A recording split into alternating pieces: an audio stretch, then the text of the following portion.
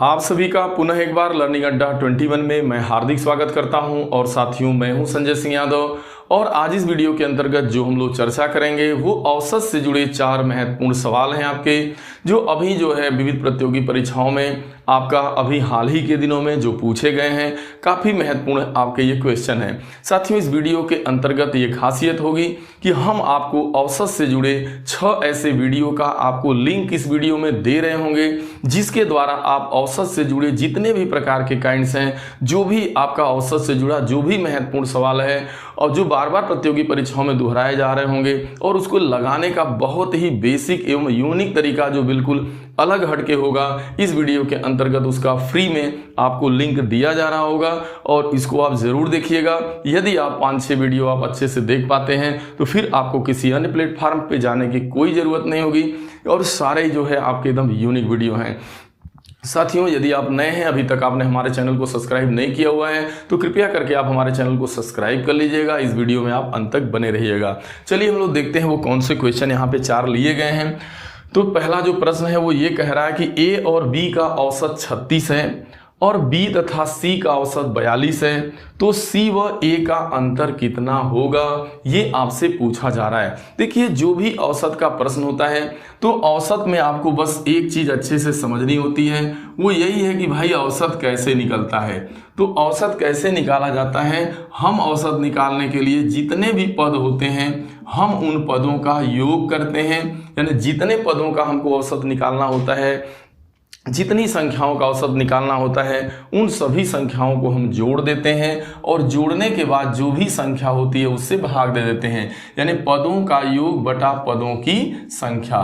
कहने का मतलब पदों के योग में पदों की संख्या से भाग देने पर जो मान आता है वही आपका औसत होता है। तो इसका मतलब यदि हमें पदों का योग निकालना हो, यानी हमसे कहा जाए कि संख्याओं का कुल योग कितना होगा, तो कुल योग कैसे निकलेगा, आपको क्या करना होता है कि जो औसत है उसमें संख्या से गुणा कर देते हैं, यानी पदों की संख्या से। यानी जो भी एवरेज होता है उसमें यदि नंबर से गुणा कर देंगे तो आपको टोटल योग मालूम हो जाता है। यानी कुल मान कैसे निकलेगा, औसत में संख्या से गुणा। बस इतना सा आपको बस ध्यान में रखना है, तो बाकी जो है इससे जुड़े जो भी क्वेश्चन होंगे आप लगा पाएंगे, क्योंकि इतना आपको अच्छे से मालूम होना चाहिए। चलिए इस क्वेश्चन को कैसे लगाया जाएगा। कह रहा है ए व बी का औसत 36 दिया गया। देखिए, ए व बी जो दो संख्याएं हैं, मान लीजिए इनका औसत 36 दिया गया है ना, तो इन दोनों का योग कितना होगा।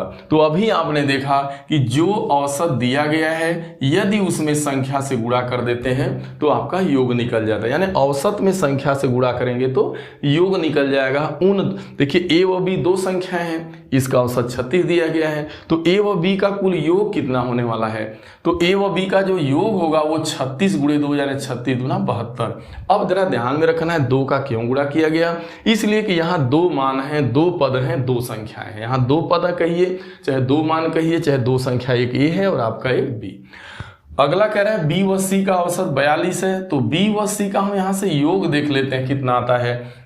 तो योग देखिएगा, तो औसत 42 दिया है, 2 से गुणा करेंगे तो इन दोनों का योग आ जाएगा, बी सी का यानी 84 आ जाएगा।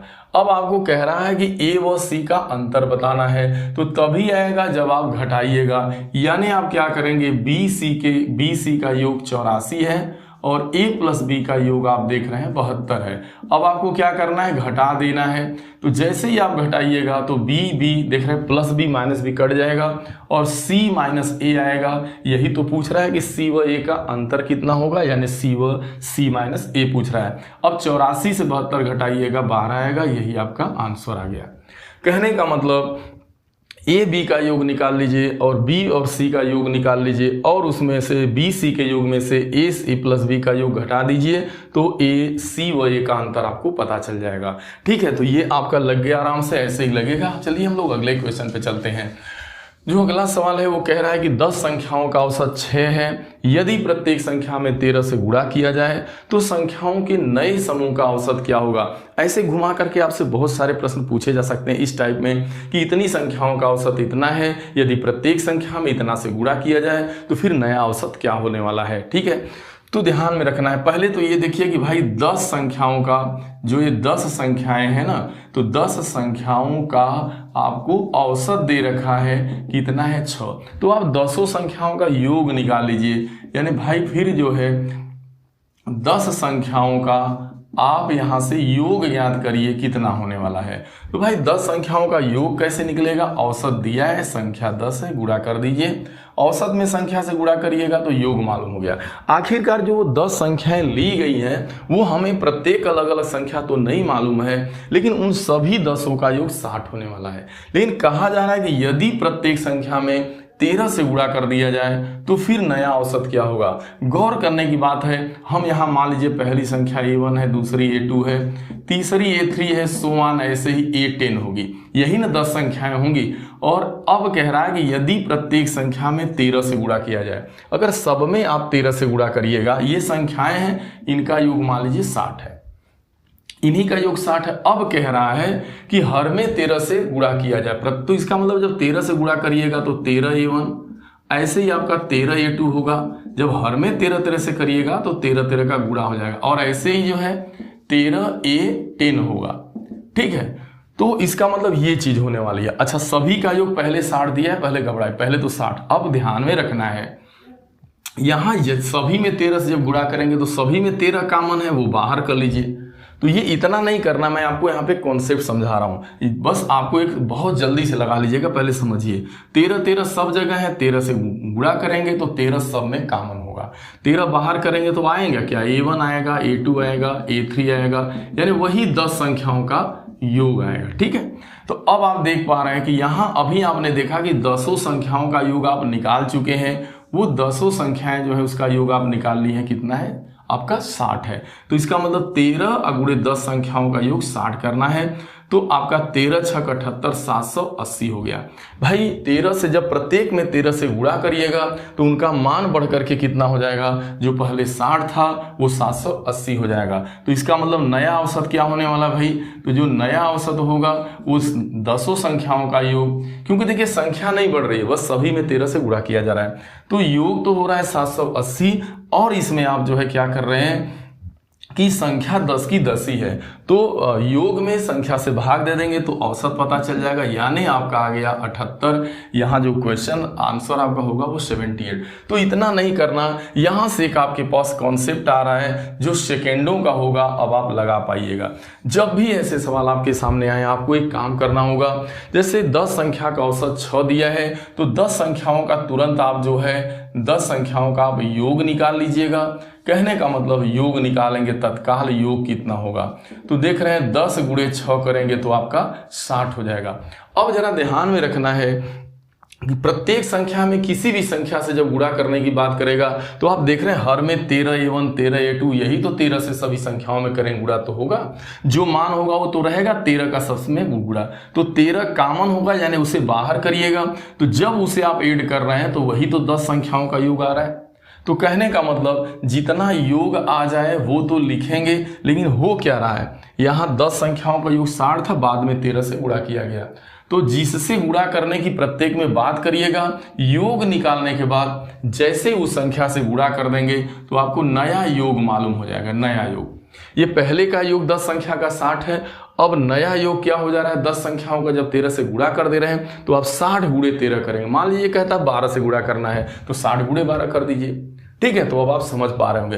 फिर ये नया योग आ गया 13 छक 78, 780, और इसमें जैसे ही आप 10 से भाग दे दीजिएगा, संख्याएं 10 ही हैं तो 10 से भाग देंगे तो 78 आ जाएगा, और यही आपका नया क्या हो जाएगा, एवरेज, नया औसत। तो आप समझ पाए होंगे।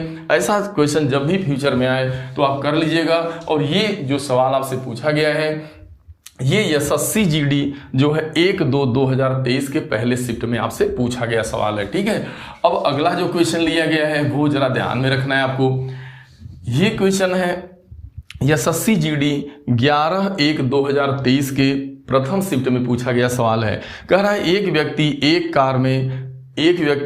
कार में 50 किमी प्रति घंटा की औसत गति से 600 किमी जाता है और 100 किमी प्रति घंटा की गति से 100 किलोमीटर जाता है और अंत में 25 किमी प्रति घंटा की गति से 50 किमी जाता है। तो पूरे यात्रा के दौरान औसत चाल ज्ञात कीजिए। देखिए मैंने जो है औसत चाल कैसे ज्ञात किया जाता है इसके ऊपर बहुत ही यूनिक वीडियो बना रखा है और इतना ज़बरदस्त कॉन्सेप्ट दिया है वहाँ पे कि आप बिल्कुल आश्चर्य में हो जाएंगे। मैंने यहाँ पे फार्मूला कैसे बना, क्या क्या चीज़ें कैसे आई, वो सारा उस वीडियो में मैंने बता रखा है। आप जाके वहाँ देखिएगा, हम आपको यहाँ लेके चलते हैं ये क्वेश्चन लगेगा कैसे। तो देखिए यहाँ पे जब जो है देख रहे हैं दूरी भी अलग है, चाल। देखिए अगला जो पहला जो वो कार द्वारा जो दूरी तय कर रहा है वो 600 किलोमीटर दूरी तय कर रहा है, लेकिन चाल है 50 किमी प्रति घंटा। अगली दूरी अलग हो जा रही है, अगला 100 किलोमीटर दूरी जो तय कर रहा है 100 किमी प्रति घंटा की चाल से। देखिए समान दूरियां नहीं है, दूरियां भी अलग अलग हैं और चाल भी अलग अलग हैं। तो जब जो है दूरी भी अलग अलग हो और चालें भी अलग अलग हों तो ऐसे हालात में किसी भी वस्तु की औसत चाल कैसे ज्ञात करते हैं, तो आइए हम आपको बताते हैं। वास्तव में देखिए औसत चाल, देखिए औसत चाल, देखिए चाल बराबर होता क्या है। अगर जनरल सी बात की जाए तो चाल बराबर होता है दूरी। देखिए अगर आप देखिएगा तो चाल बराबर क्या होता है भाई, दूरी अब बटा होता है समय। तो यहां ध्यान में रखना औसत चाल बराबर हो जाएगा कुल यात्रा दूरी, यानी कुल यात्रा दूरी अब बटा कुल यात्रा आपका तय करने में लगा समय आपका। यानी कुल यात्रा दूरी में यदि कुल यात्रा में लगे समय से आप भाग दे दीजिएगा तो औसत चाल मालूम हो जाएगी। देखिए यहाँ कुल यात्रा दूरी कितनी है, पहले दूरियां अलग है। पहले देखिए वो जा रहा है 600 किलोमीटर, फिर उसके बाद 100 किलोमीटर दूरी तय किया, फिर उसके बाद आपका जो है 50 किलोमीटर दूरी तय करता है। ठीक है, ये इतनी कुल यात्रा दूरी हो गई। देखा जाए तो कुल यात्रा दूरी की अगर बात करिएगा तो यहां से जोड़ दीजिएगा तो 750 आ जाएगा, 750 किलोमीटर, यही तो कुल दूरी है। लेकिन इन दूरियों को तय करने में अब जरा ध्यान देना है। यहाँ पे देखिए यहाँ एक चीज और समझ लीजिएगा, यहाँ पे जो औसत होगा वो कैसे निकलेगा। देखिए D1 प्लस D2, चलिए यहाँ पे मैं ले लेता हूँ, बढ़ा लेता हूँ एक लाइन। तो ये है आपका औसत पहली दूरी धन दूसरी दूरी धन तीसरी दूरी। ठीक है, ये अब लेकिन यहाँ पहला समय, दूसरा समय और तीसरा समय, यानी इतना दूरी तय करने में कितना समय लगा होगा। तो यहाँ समय नहीं मालूम है लेकिन हमारे पास चाल मालूम है, दूरी मालूम है, तो समय निकल जाएगा। क्योंकि देखिए होता है समय बराबर होता है दूरी अब बटा के चाल। तो हम ये देखें कि जब वह कार 600 किलोमीटर दूरी तय की होगी तो कितना समय ली होगी। तो समय बराबर होता है दूरी अब बटा के चाल। तो वो दूरी इतना तय की लेकिन चाल उसकी थी जो है 50 किमी प्रति हावर। तो 50 की चाल से तो आप यहाँ पे भाग दे देंगे, यानी दूरी में जैसे ही आप चाल से भाग देंगे तो समय निकलेगा। यहाँ ये पता चल गया कि 600 किमी दूरी जाने में कितना समय लगा होगा उसको। फिर आगे बढ़िएगा, आगे देखिए वो दूरी तय करता है 100 किलोमीटर और चाल भी उसकी होती है 100 किलोमीटर की दूरी 100 के चाल से। तो इसका मतलब अगर आपकी दूरी भी 100 किलोमीटर हो और आपकी चाल 100 किलोमीटर प्रति घंटा हो तो इसका मतलब आपको 1 घंटा लगेगा तय करने में। यानी यहाँ से हम समय निकालें। देखिए कुल यात्रा दूरी में कुल लगा समय, तो समय बराबर दूरी बटा चाल, समय बराबर दूरी बटा चाल, समय बराबर दूरी बटा चाल। तो ये पहला समय, ये दूसरा समय, ये 600 किमी दूरी तय करने में लगा समय, ये 100 किलोमीटर दूरी तय करने में लगा समय।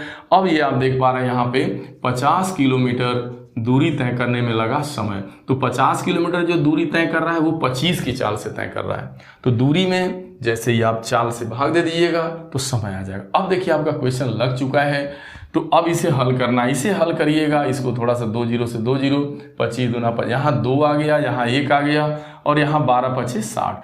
तो ऊपर जब सभी को जोड़िएगा 600 100 और ये तो आएगा 750 और नीचे आपका है 12, ये है। अब 12 3 15, 12 में 1 जोड़ेंगे 13 और यहाँ 25 दूना 50, 2 1 3, 12 3 15। अब 15 से काटेंगे तो 15 5 75 यानी 50 आ गया। यानी पूरे यात्रा के दौरान जो कार की औसत चाल, एवरेज चाल देखा जाए तो 50 किमी प्रति घंटा थी, यही आपको बताना है। ठीक है, यहाँ मैं थोड़ा सा और, तो अगर आप हमारी उस वीडियो को जा करके देखते हैं तो आपको ये सारा जो बेसिक नॉलेज है, सारे डाउट दूर हो जाएंगे। और वहाँ पे मैंने सारा प्रकार बताया हुआ है, सब सारे प्रकार बताए गए। ये वाला भी प्रकार देखिए अगला कि एक रेलगाड़ी दिल्ली से जो है देहरादून 120 किमी प्रति घंटा की दर से और देहरादून से दिल्ली जो वापस होती है तो 130 किमी प्रति घंटा की दर से। तो ऐसे में जो है औसत चाल बताना है। तो देखिए यहाँ दूरी समान है, दिल्ली से देहरादून की जो दूरी है वो बदलने वाली नहीं है। यहाँ समान दूरियां जो है, जब एक ही दूरी को भिन्न भिन्न चालों से तय किया जाता है तो ऐसे हालात में जो औसत चाल होती है उसका एक फार्मूला होता है, वो यही ट्रिक होता है उसका कि 2xy अपान x प्लस वाई, जहां x और y दो अलग अलग भिन्न भिन्न चालें हैं। ये आपका फार्मूला बना कैसे, ये इजाद कैसे हुआ, इसका भी मैं जो है इसको, यदि आप हमारे उस वीडियो को औसत चाल वाली जो मैंने पूर्व में वीडियो बना रखी है, जो जिसका मैंने लिंक इस वीडियो में दे रहा हूं, अगर आप जाके देखिएगा तो इसकी उत्पत्ति का पता चलेगा कि वास्तव में ये फार्मूला बना कैसे। वहां फार्मूले की उत्पत्ति के बारे में भी जानकारी दी गई है। आप यहाँ ट्रिक से लगाएंगे। देखिए भाई, यहाँ है दिल्ली, यहाँ है देहरादून। तो देखिए दिल्ली हो गया और ये आपका हो गया देहरादून। तो इसके बीच की दूरी तो घटने बढ़ने वाली होगी नहीं, जो होगी फिक्स होगी। अब देखिए जा क्या रहा है भाई, यहाँ से गया 120 किमी प्रति घंटा की चाल से, जब उधर से वापसी आया तो 130 किमी प्रति घंटा की चाल से। तो यहाँ दूरी समान है और चालें अलग अलग हैं। तो ऐसे में जब औसत चाल निकालने का जो फार्मूला है उसका प्रयोग कर देंगे आप। औसत चाल बराबर 2xy, 2x, x का मतलब पहली चाल 120 गुणे y दूसरी चाल 130, यानी पहली चाल गुणे दूसरी चाल यानी 120 गुणे 130। अब बटा जो है x प्लस वाई यानी 120 और 130 को जोड़ देंगे। एक बार दोनों चालों का गुणा करके 2 गुना कर देंगे और बटा जो है दोनों चालों को जोड़ देना है। तो अब आप जैसे करिएगा 2 गुणे 120 गुणे 130, अब बटा होगा 250।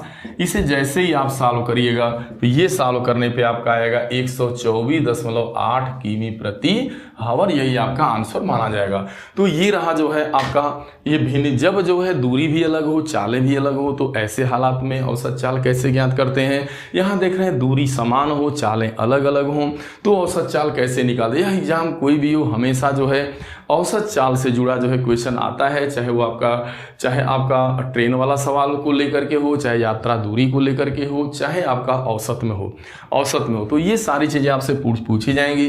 मैं पुनः एक बार आपको रिपीट करा रहा हूँ कि यहाँ पे मैं 6-7 वीडियो का लिंक आपको औसत के जितने भी हैं प्रकार हैं उन सभी प्रकारों पे मैंने बनाया है जो है, और सारे जो है बिल्कुल बेसिक कॉन्सेप्ट के साथ बिल्कुल ज़मीनी तौर पे एक एक बात को समझाते हुए जो है वो वीडियो आपकी बनाई गई है। तो एक बार मैं आपसे निवेदन करता हूं, यदि आप औसत के टॉपिक को एक ही दिन में तैयार करना चाहते हैं तो उन सारे वीडियो को आप देख लें। आपको किसी चैनल या किसी प्लेटफॉर्म पर जाने की ज़रूरत नहीं होगी। और देखने के बाद आप साथियों कमेंट जरूर करिएगा कि हमारा आपको वीडियो कैसा लगा। चलिए हम लोग मिलते हैं अगली वीडियो में, तब तक के लिए आप सभी को ढेर सारी शुभकामनाएं। Thank you so much.